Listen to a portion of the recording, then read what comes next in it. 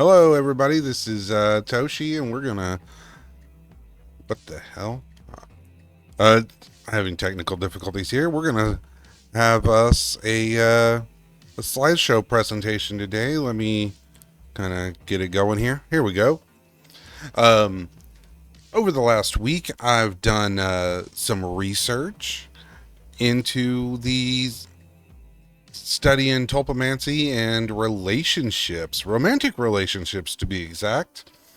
And I've come up with some interesting conclusions. I've even written a paper about it. If you want to review the paper and the data collected, there will be a link in the description. And research into into tulpamancy is very important to me and my tulpa, and I think it's important for the community as well. So this is where we decided to start. And if you guys have any suggestions of research we should undertake for the Tulpamancy community, please leave it in the descriptions because, research is kind of our thing. We like it. All right. So today we're going to be discussing Tulpamancy and relationships, the effects of Tulpamancy on romantic relationships to be exact. We've come up with some very interesting things here. So the goals and hypothesis. Does Tulpamancy have a dramatic impact on long-term relationships of Tulpamancers? I know you guys have your own experiences in this, but some of the data we've collected is very interesting. I think you guys are going to like it. Discover if there's a connection between Tulpamancy and long-term healthy relationships, which I do think there is. Discover if Tulpamancy can successfully replace the need for long-term relationships. This can be a good or a bad thing. I'm trying to be as objective as possible in this research. And discover any unexpected results of healthy relationships by Tulpamancy in general. So this is our relationship status before Tulpamancy. The polls were all conducted on r/tulpas, self-reported, of course. And this is kind of interesting. Before Tulpamancy are single, and a combined 25% are either in long-term relationships or are married and have a life partner. I don't really want to distinguish between those, so we'll just leave it at that. And 10% other, which we had some interesting comments, and we'll go over some of the insights here. Insights from this survey. A majority of participants were single before exploring Tulpamancy. We already knew that from the statistics. These are just insights. Tulpamancy may attract individuals seeking companionships. I think this might be true. Tulpamancy is very attractive to individuals that are habitually single, because people do seek that companionship. Like I said, not saying whether it's a good or a bad thing, just here it is. A smaller portion were in committed relationships before Tulpamancy, 25%, like we said. And a significant segment already had established marital or long-term partners. So, again, that's very interesting. Notably, a notable percentage indicated unconventional relationship statuses like polyamory and non-traditional partners, such as their tulpas. But that's okay. So this is all before Tulpamancy. Very interesting study here. All right, so now we got to current relationship status. Now, this is very, very interesting. Um, the amount of single tulpamancers has gone from 65% to now 27.5%. That is a large decrease in the number of single people. However, 25% of those are in relationships with their tulpas. Well, 24.2%, but you know, it's actually closer to 40%. So 40% of those, give or take a few percentages, okay, went from being single to in relationships with their tulpas, or in some kind of relationship with their tulpa. And we're going to get to that, but this one had a larger participant group by far at 182. So, these numbers are pretty accurate, I would say. Of course, this is all self-reported, so take it with a grain of salt. Moving on to the insights for this survey. A wide spectrum of relationships with tulpas. Romantic, platonic, familiar, and unconventional dynamics were observed. Yes. Relationships often evolve naturally over time.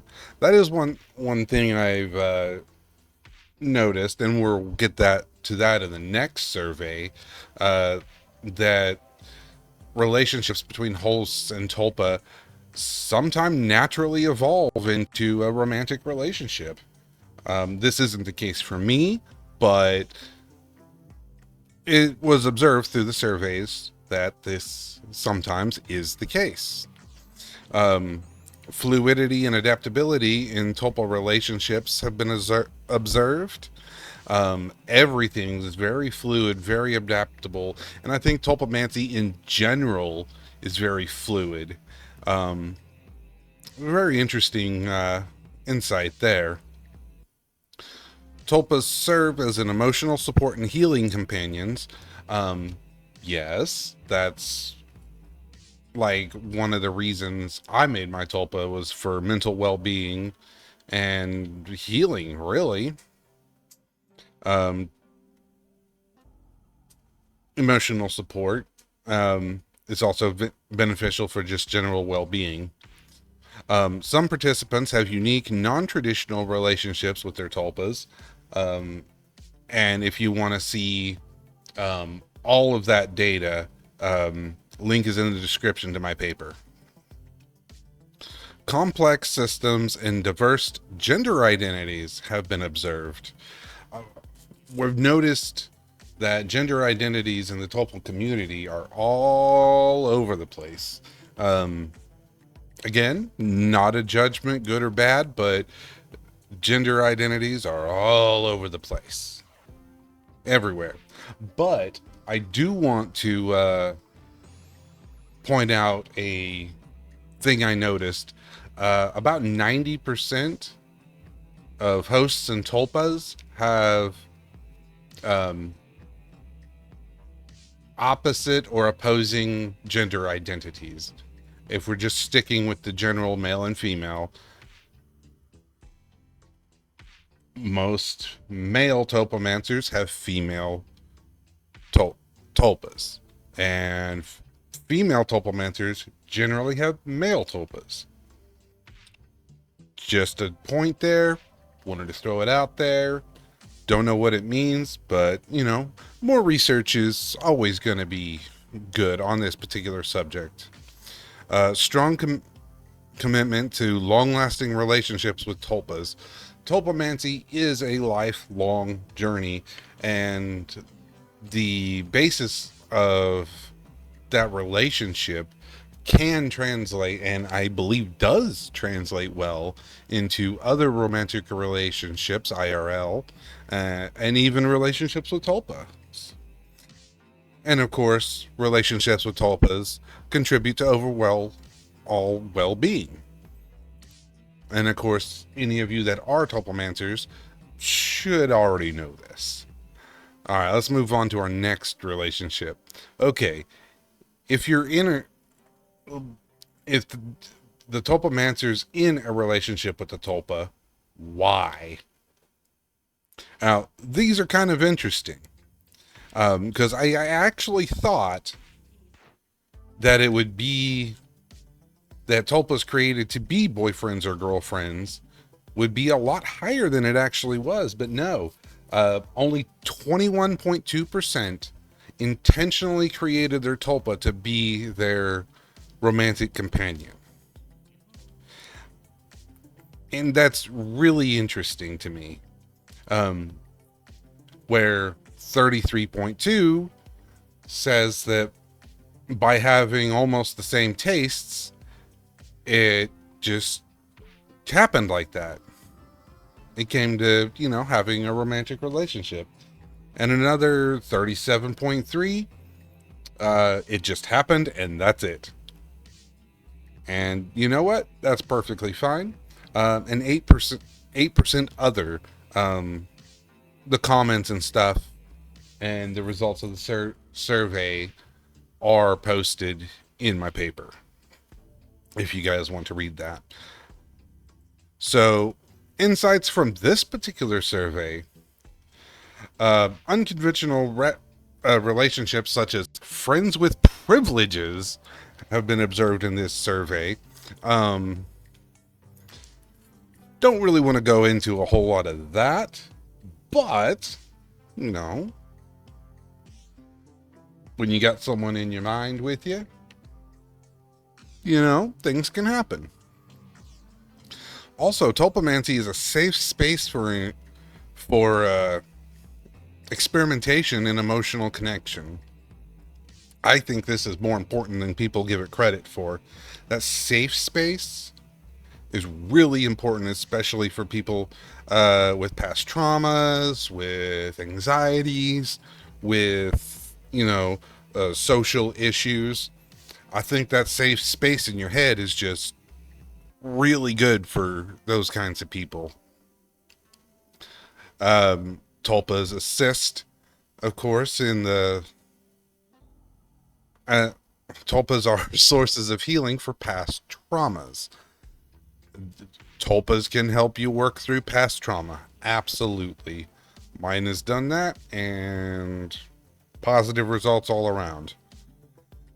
All right, emotional protection and safety provided by tulpas. If you get overwhelmed, your tulpa can step in. They are an emotional protector, and they provide you safety, as in the safe place to talk. Since you share thoughts, you share a mind, there really can't be any judgment there. So, that's another positive I'm seeing in all this Tulpa host relationship stuff.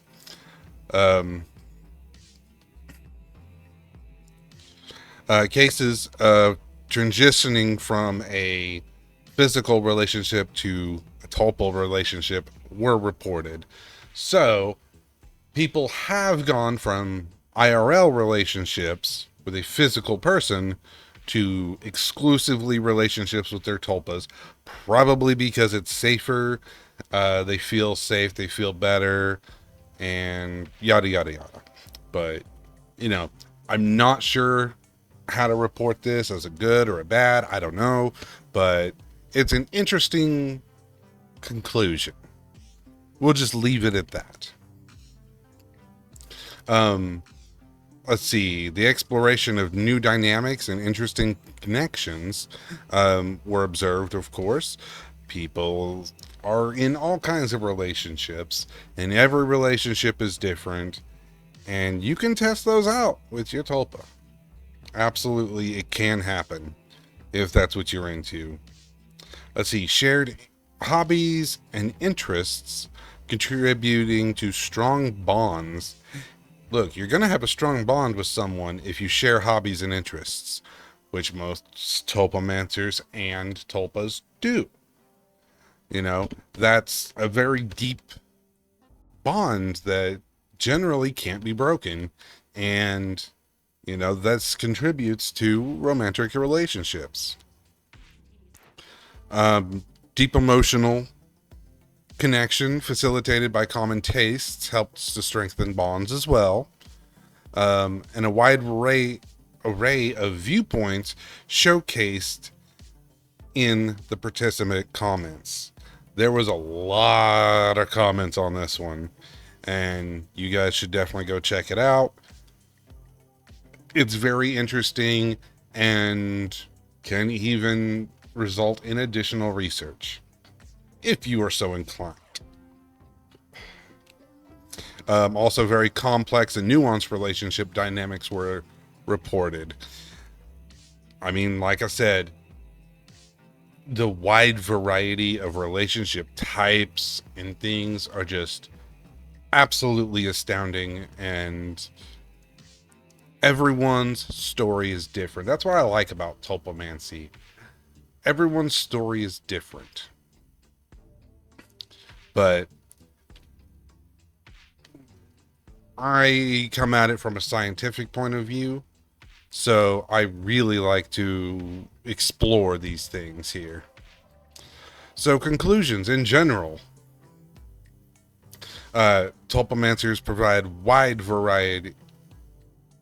Tulpamancers' motivations vary widely, from seeking companionship to personal growth to healing past traumas and all kinds of other things. So, there's just a lot of motivations out there.